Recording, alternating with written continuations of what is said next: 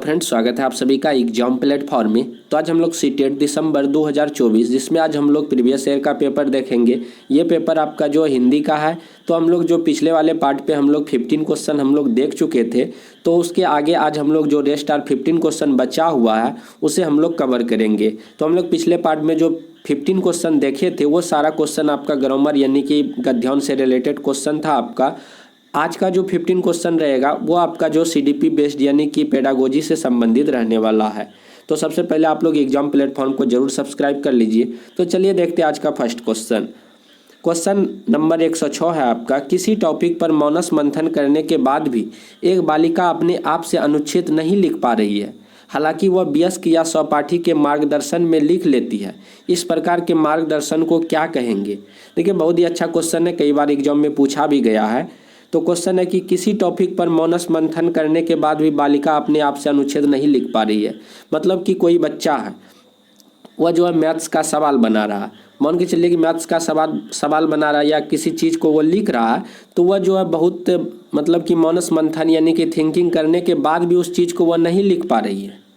But जब उससे जो है एक वयस्क या सहपाठी का जब उसे मार्गदर्शन मिलता है तो उसके बाद वह उस चीज़ को कर लेता है। तो वह जो है आपका जो है क्या कहलाएगा, आपको बताना है। तो यह जो है इस प्रकार का जो मदद यानी कि मार्गदर्शन है, तो आपको बताना क्या मदद या सहपाठी, टीम शिक्षण या सहपाठी परामर्श। तो इसका सही जवाब क्या हो जाएगा? इसका सही जवाब ऑप्शन नंबर 1 हो जाएगा आपका, मदद या स्कैफोल्डिंग।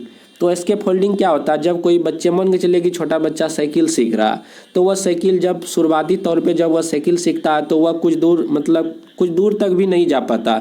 वहीं पे जब कोई वयस्क या जो उसके बड़े अंकल होते हैं या पापा होते हैं या भाई होते हैं, तो वह क्या करते हैं, पीछे तरफ थोड़ा सा पकड़ करके वह सहारा देते हैं, तो बच्चे साइकिल मतलब कि आगे तरफ कुछ दूर वह चले जाते हैं। तो धीरे धीरे इस तरह का मतलब कि सहारा देते हैं, फिर वह बच्चे जब अच्छे तरह से सीख जाते हैं तो वह सहारा देना बंद कर देते हैं। तो वही स्कैफोल्डिंग होता है। तो बच्चे जब किसी भी कार्य को करते हैं थोड़ा सा मदद कर देना, वही स्कैफोल्डिंग यानी कि मदद कहलाता है। आप लोग इसे ध्यान में रखेंगे। उसके बाद 107 नंबर क्वेश्चन है आपका। यह अधिगम का एक प्रकार है जिसमें बच्चे को उच्च स्तरीय मानसिक प्रक्रियाओं जैसे बुद्धि या तर्क करना आदि का प्रयोग करना होता है। तो आपको बताना है कि यह क्या होगा, जैसे मौखिक अधिगम, अवधारणा अधिगम, संरचना अधिगम, गत्यात्मक कौशल अधिगम। तो इसका बिल्कुल सही जवाब क्या हो जाएगा? अवधारणा अधिगम यानी कि ऑप्शन नंबर 2 आपका बिल्कुल सही जवाब हो जाएगा। तो क्वेश्चन के अनुसार आप लोगों का सही जवाब करना है कि यह अधिगम का एक प्रकार है जिसमें बच्चे को उच्च स्तरीय मानसिक प्रक्रियाओं जैसे बुद्धि, तर्क आदि करने का प्रयोग करना होता है। तो ये अवधारणा अधिगम के अंतर्गत आएगा। तो ऑप्शन नंबर 2 आपका राइट आंसर हो जाएगा। उसके बाद 108 नंबर है। एक अध्यापक होने के नाते आप एक बच्चे की उसके कूल भाषा प्रयोग के लिए प्रशंसा करते हैं, यद्यपि उसने कुछ शब्दों वर्तनी गलत लिखी है। आप कक्षा में किस उपागम का प्रयोग कर रहे हैं? तो इसका सही जवाब आपको बताना है कि कौन सा ऑप्शन राइट आंसर होगा कि एक अध्यापक होने के नाते आप एक बच्चे को उसके कूल भाषा प्रयोग के लिए प्रशंसा करते हैं, यद्यपि उसने कुछ शब्दों की वर्तनी गलत लिखी है। मतलब कि एक अध्यापक होने के नाते जो आप बच्चे की प्रशंसा कर रहे हैं, जबकि बच्चे जो बहुत सारे वर्तनी को क्या कर दिया, गलत भी लिखा है, फिर भी आप जो उसकी प्रशंसा कर रहे हैं। तो यह जो है यह उपागम किसके अंतर्गत आएगा? समग्र भाषा, संप्रेषणात्मक, रचनावादी या संरचनात्मक। तो इसका बिल्कुल सही जवाब हो जाएगा ऑप्शन नंबर 1, समग्र भाषा आ जाएगा। तो समग्र भाषा के अंतर्गत क्या होता है कि इसमें बच्चे के समग्र भाषाओं की सराहना करते हुए अर्थ संदर्भ पर ध्यान केंद्रित करता है या इसमें बच्चों को प्रोत्साहित किया जाता है। तो समग्र भाषा आपका बिल्कुल राइट आंसर हो जाएगा। इसके अंतर्गत यदि बच्चे गलती भी करें अपने वर्तनी में, वह किसी भी प्रकार की यदि वह गलती भी करते हैं, तो एक शिक्षक होने के नाते जो आपका फर्ज बनता है समग्र भाषा के अंतर्गत उसकी क्या करने, प्रशंसा करें। तो ऑप्शन नंबर 1 आप लोग टिक करेंगे।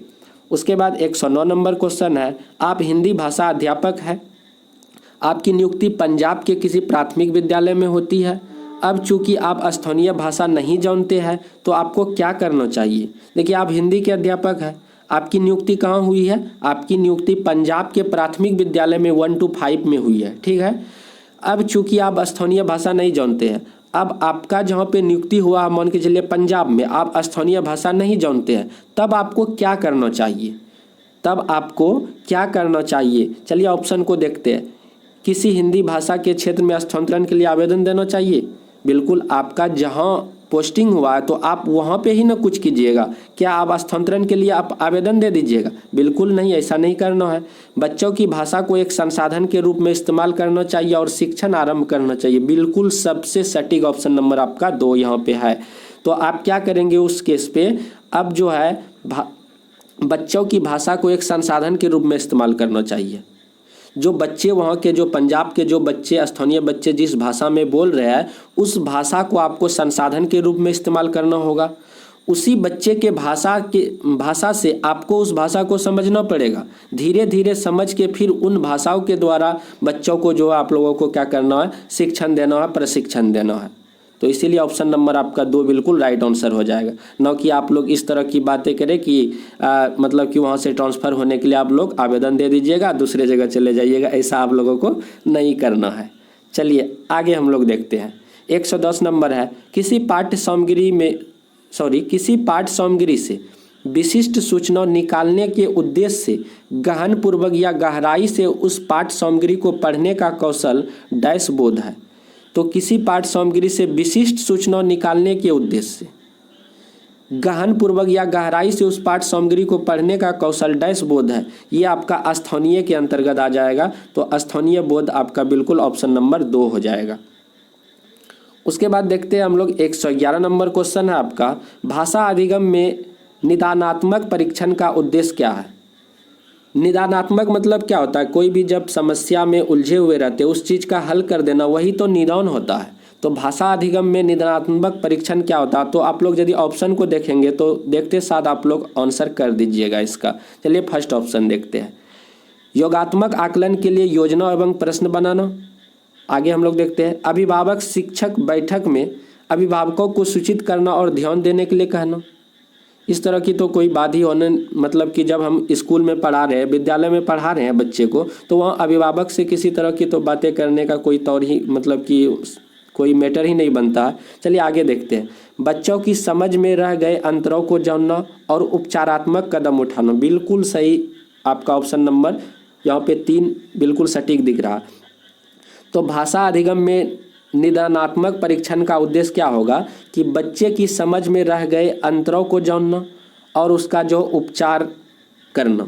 तो बच्चे की समझ में, मान के चलिए हम कुछ पढ़ाए, आप एक शिक्षक है, बच्चे को पढ़ाए, तो बच्चे जो उस चीज़ को नहीं समझ पाया, तो बच्चे उस चीज़ को नहीं समझ पाया, बस उसी चीज़ को तो पकड़ना है आपको, बच्चे क्यों नहीं समझ पाया, तो उस चीज़ का आपको क्या कर देना है? उपचार कर देना है। यही होता है क्या, किस प्रकार का अधिगम? निदानात्मक अधिगम का उद्देश्य होता है बच्चे को जो समझना, आखिर वह इस चीज़ को क्यों नहीं समझ पा रहा, बस उसका उपचार कर देना। ऑप्शन नंबर 3 आपका राइट आंसर हो जाएगा। चलिए उसके बाद आगे हम लोग देखते हैं 112 नंबर क्वेश्चन, निम्नलिखित में से कौन सा कथन पाठ्य पुस्तकों के बारे में सही है? चलिए आप लोग ऑप्शन को देखिए और इसके ऑप्शन को देखते साथ इसका आंसर कीजिए। क्वेश्चन क्या है, कौन सा कथन पाठ्य पुस्तक के बारे में सही है? पाठ्य पुस्तक अध्यापक और विद्यार्थी के लिए एकमात्र महत्वपूर्ण सामग्री है। देखिए एकमात्र, कभी भी एकमात्र, केवल, इस तरह का यदि आप लोगों को शब्द दिखे वो निगेटिव टैग वर्ड होता है, वो निगेटिव टैग वर्ड होता है। तो इस तरह से ये ऑप्शन आपका गलत हो जाएगा। कभी भी एकमात्र महत्वपूर्ण सामग्री है, इस तरह का यदि आप लोगों को वाक्य दिखे तो वह निगेटिव होगा। ठीक, उसके बाद आगे देखिए, यह पाठचर्या में उल्लेखित उद्देश्यों को प्राप्त करने में मदद करती है। बिल्कुल सही बात है, ऑप्शन नंबर 2 ही आपका जो बिल्कुल यहाँ पे सटीक निकल के आ गया है। तो ऑप्शन नंबर 2 आपका बिल्कुल राइट आंसर हो जाएगा। देखिए कितना पॉजिटिव वाली इसमें बात है। यदि और आप लोग देखेंगे, देखिए ये सत्र के लिए शैक्षिक गतिविधियों की योजना है। पाठ्य पुस्तक का स्थान कोई दूसरा नहीं ले सकता। क्या कोई दूसरा नहीं ले सकता? दूसरा ले सकता है, इसीलिए आपका जो है ये भी ऑप्शन नहीं होगा। तो आपका ऑप्शन क्या हो जाएगा, यह पाठचर्या में जो उल्लेखित उद्देश्यों को प्राप्त करने में मदद करती है, ये पाठ्य पुस्तक का उद्देश्य होता है। तो ऑप्शन नंबर 2 बिल्कुल राइट आंसर हो जाएगा। उसके बाद 113 नंबर क्वेश्चन आप लोग देखेंगे, निम्नलिखित में से कौन सा कक्षाई अभ्यास विद्यार्थियों में मौखिक भाषा के विकास में मदद करेगा? तो मौखिक भाषा के विकास में जो है बच्चों के लिए जो है सबसे ज़्यादा इम्पोर्टेंट क्या है, कैसे बच्चों में मौखिक भाषा का डेवलप होगा? तो चलिए ऑप्शन को देखते हैं। अध्यापक के साथ पाठ्य सामग्री समवेत पठन, कविता को कंठस्थ करना। देखिए कविता को कंठस्थ करना आप लोगों को बताए थे कि जब भी कंठस्थ वाली बात आए, जब भी रटने वाली बात आए, याद करने वाली बात आए, वह निगेटिव होता। ये तो होगा ही नहीं, ये कभी भी नहीं हो सकता। देखिए ऑप्शन नंबर 3 को आप लोग अच्छे से देखेंगे, रोल प्ले में भाग लेना। बिल्कुल ऑप्शन नंबर 3 आपका राइट आंसर हो जाएगा। रोल प्ले क्या होता है कि किसी भी कहानी का नाटक के रूप में उस चीज़ को जो है मतलब कि करना, तो रोल प्ले आपका बिल्कुल राइट आंसर हो जाएगा। तो इसमें जो है छात्रों को कहानी के उद्देश्य या पात्रों का अभिनय करना होता है। तो इसमें जो है बच्चे जो है अपने जो है क्या करते हैं, उसमें जो है मौखिक भाषा का इसमें जो बहुत ही ज़्यादा विकास होता है। तो रोल प्ले भाग लेना ये आपका बिल्कुल राइट आंसर हो जाएगा। तो बच्चे को जो है कभी कभी जो विशेष प्रकार का जो आयोजन होता है, जैसे आप लोगों का गणतंत्र दिवस हुआ, गणतंत्रता दिवस हुआ, स्वतंत्रता दिवस हुआ, उसके बाद जैसे और भी बहुत सारे स्कूल में जैसे सरस्वती पूजा हुआ, इन सारे अवसरों पे जो है बच्चे को जो बहुत सारे जो है रोल प्ले का भी मौका देना चाहिए, बहुत सारे जो आयोजन का उसमें जो है रखना चाहिए, जिससे बच्चे में जो मौखिक भाषा का काफ़ी ज़्यादा डेवलप होगा। तो ऑप्शन नंबर 3 आप लोग टिक करेंगे। चलिए आगे देखते हैं हम लोग। जब हम यह कहते हैं कि भाषा यादृच्छिक है तो इसका क्या तात्पर्य है? तो इसका क्या तात्पर्य हो जाएगा? तो इसका तात्पर्य हो जाएगा ऑप्शन नंबर 3, भाषा के शब्दों और उनके अर्थों के बीच किसी प्रकार का अंतर्निहित संबंध नहीं है। तो इसका अर्थ यही हो जाएगा, ऑप्शन नंबर 3 आपका बिल्कुल सही जवाब हो जाएगा। उसके बाद देखेंगे हम लोग आगे, व्याकरण पढ़ने का निगमनात्मक उपागम अनुशंसा करता है कि हमें सबसे पहले क्या करना चाहिए। देखिए एक होता आगमन, एक होता निगमन। निगमन देखिए नाम से आप लोग पकड़िएगा, निगमन मतलब नियम, जिसमें सबसे पहले नियम आए वो जो है आपका निगमनात्मक उपागम के मतलब के अंतर्गत आ जाएगा। तो देखिए यहाँ पे उदाहरण प्रस्तुत करना, नियम प्रस्तुत करना। देखिए नाम है क्या आपका, निगमन विधि। तो निगमन विधि में पहले नियम प्रस्तुत किया जाता, इसीलिए आपका ऑप्शन नंबर 2 हो जाएगा। तो इस तरह से आप लोगों को चीज़ों को पकड़ना है। तो यहाँ पे निगमन पूछा है तो निगमन में पहले नियम, यदि आगमन पूछता तो आगमन विधि में पहले क्या हो जाता, आगमन विधि में आपका पहले उदाहरण हो जाता। आगमन विधि में पहले उदाहरण प्रस्तुत किया जाता, बाद में नियम बताया जाता, और निगमन विधि में पहले नियम बताया जाता है, बाद में उदाहरण बताया जाता। इसीलिए यहाँ पे निगमन पूछा है तो निगमन पूछा तो निगमन में आपका पहले नियम को प्रस्तुत करने चाहिए। तो इसीलिए ऑप्शन नंबर 2 आपका बिल्कुल राइट आंसर हो जाएगा।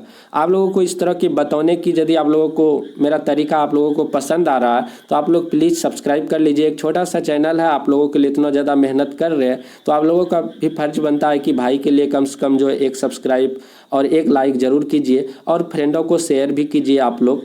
तो आप लोग सपोर्ट करेंगे तो हमें भी जो है आगे जो है इस तरह के जो है मतलब कि सेट प्रैक्टिस कराने में बहुत ही ज़्यादा अंदर से एक खुशी फील होगा। तो इसीलिए आप लोग सपोर्ट कीजिए, आप लोग सब्सक्राइब कीजिए नए हैं तो। चलिए आगे देखते हैं हम लोग। 116 नंबर क्वेश्चन है आपका, डैश तथ्यों से कहीं आगे जाकर अनुमान लगाने का तरीका है। तो व्याख्या करना, निष्कर्ष निकालना, विश्लेषण करना या पाठ सामग्री का विस्तार। तो आपका ऑप्शन नंबर 4 बिल्कुल राइट आंसर हो जाएगा। पाठ सामग्री का विस्तार या एक्स्ट्रापोलेशन तथ्यों से कहीं आगे जाकर अनुमान लगाने का तरीका है। तो ये ऑप्शन नंबर आपका 4 आपका बिल्कुल राइट आंसर हो जाएगा। तो आप लोग ऑप्शन नंबर 4 को टिक करेंगे। चलिए उसके आगे हम लोग देखते हैं 117 नंबर क्वेश्चन। एक भाषा अध्यापक को चाहिए कि वह शिक्षार्थियों को स्वच्छंद लेखन के लिए प्रोत्साहित करे, क्योंकि स्वच्छंद लेखन का शिक्षार्थियों के लिए लाभ है। तो एक भाषा अध्यापक को चाहिए कि शिक्षार्थियों को जो स्वच्छंद मतलब कि स्वतंत्र रूप से लेखन के लिए प्रस्तुत मतलब कि प्रोत्साहित करे बच्चों को, क्योंकि स्वच्छंद लेखन से शिक्षार्थियों को लाभ है। तो वह क्या लाभ है आपको बताना है। यह शिक्षार्थियों को प्रवाह के साथ रचनात्मक तरीके से लिखने के लिए प्रोत्साहित करता है। बिल्कुल ऑप्शन नंबर आपका 1 ही सबसे सटीक है, इसीलिए और पढ़ने की हम लोगों को ज़रूरत ही नहीं है। तो यह शिक्षार्थियों को प्रवाह के साथ रचनात्मक तरीके से लिखने के लिए प्रोत्साहित करता। तो ऑप्शन नंबर 1 आपका बिल्कुल राइट आंसर हो जाएगा। चलिए उसके बाद आगे हम लोग देखते हैं। आप कक्षा 5 के अध्यापक हैं। आप क्या है, कक्षा 5 के अध्यापक हैं। आपने विद्यार्थियों को पाठ सामग्री अच्छी तरह से पढ़ने के लिए कहा। उसके बाद आप संदर्भ और प्रसंग को ध्यान में रखते हुए प्रश्नों के उत्तर देने के लिए कहते हैं। इस प्रक्रिया द्वारा आप विद्यार्थियों को किस तरह के पठन के लिए प्रोत्साहित कर रहे हैं? विस्तृत पठन, बारीकी पठन, गहन पठन, सरसरी तौर पे पठन। तो आप लोगों को बताना हो कि कौन सा यहाँ पे राइट आंसर होगा। तो आपका बिल्कुल सही जवाब क्या हो जाएगा? ऑप्शन नंबर 4 गहन पठन आपका बिल्कुल राइट आंसर हो जाएगा। तो इस तरह का पठन जो है आपका गहन पठन के अंतर्गत आ जाएगा। चलिए, भाषा अर्जन केवल तभी घटित होता है जब, तो भाषा अर्जन जो है कब घटित होता है आपको बताना है। तो भाषा अर्जन तभी घटित होता है जब बच्चों को भाषा का परिवेश दिया जाए। तो भाषा का अर्जन मतलब कि बच्चे भाषा कब सीखते हैं? जब बच्चे को उस तरह का माहौल दीजिएगा, उस तरह का परिवेश दीजिएगा, उस तरह का एक्सपोजर कीजिएगा बच्चों को, तभी तो बच्चे में भाषा अर्जन की घटना घटित होगा। इसीलिए भाषा अर्जन केवल तभी घटित होगा जब बच्चों को भाषा का परिवेश दिया जाए। इसीलिए ऑप्शन नंबर 4 आपका बिल्कुल राइट आंसर हो जाएगा। उसके बाद 120 नंबर क्वेश्चन है, कक्षा में मातृभाषा को स्थान न देना किस विधि का विशेषता है? प्राकृतिक, द्विभाषिक, श्रवभाषिक, प्रत्यक्ष। देखिए, कक्षा में मातृभाषा को कोई स्थान नहीं देना, यह जो है प्रत्यक्ष यानी कि डायरेक्ट विधि के अंतर्गत आ जाएगा। तो इस विधि में क्या होता है? इस विधि में जो है पढ़ने में प्रवाह और लिखने में जो सुविधा के बाद जो है बोलने का प्रवाह आता है। तो इसीलिए जब मातृभाषा का कोई स्थान नहीं दिया जाए तो वह जो है प्रत्यक्ष विधि के अंतर्गत आ जाएगा, यानी कि डायरेक्ट के अंतर्गत आएगा। तो इसीलिए आपका ऑप्शन नंबर 4 बिल्कुल राइट आंसर हो जाएगा। इस तरह से टोटल हम लोग जो है 30 क्वेश्चन जो है 2 पार्ट में कर चुके हैं।